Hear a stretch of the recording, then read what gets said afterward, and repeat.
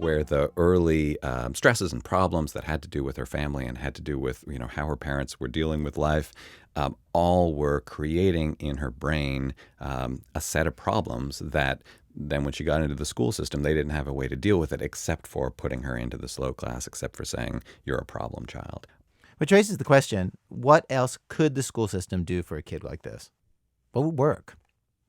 Well, James Heckman, the economist you heard earlier who's studying these non-cognitive skills, says that one advantage of working with non-cognitive skills is that they can be learned.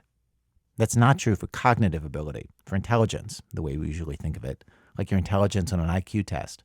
Well, cognitive, pure IQ tends to be pretty hardened, at least what's called rank stability. If you're a top dog in the distribution at age 10, you're probably going to be top dog at age 30.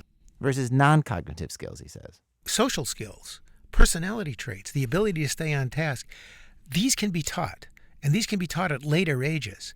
And there's a malleability there that actually offers a new perspective on social policy, how social policy might redirect itself towards those more malleable soft skills. And so with that in mind, programs and experiments have sprung up to try to change kids' lives by teaching these non-cognitive skills. And Paul Tough documents a bunch of these in his book. What's striking, Tough says, is how simple some of the interventions are. Many of them basically come down to having a coach for kids to teach them resilience and optimism and grit in certain situations.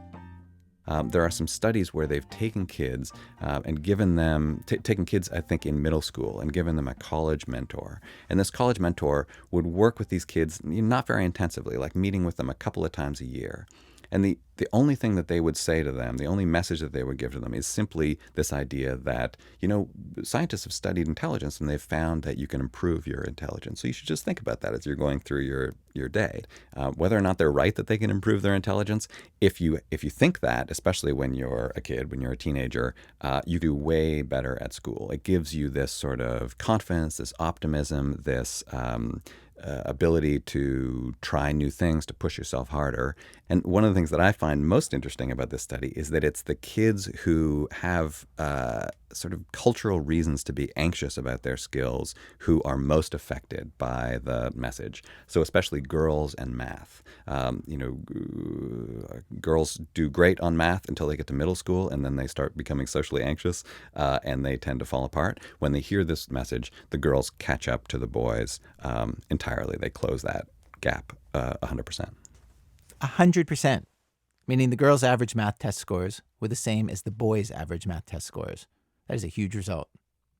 Another example of huge payback for a small amount of coaching happens in early